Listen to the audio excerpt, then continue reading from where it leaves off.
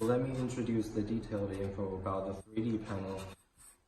First, this is the wire mesh, this is the truss wire, and this is the board.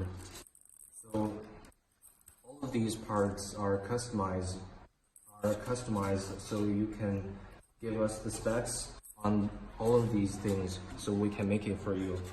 Usually when it comes to the specs you should give us, we need the diameter of the truss wire, the diameter of the wire mesh, and the size of the wire mesh. When it comes, usually the size of the wire mesh, all you have to do is give us the length and the width of this wire mesh, and then the thickness of this board.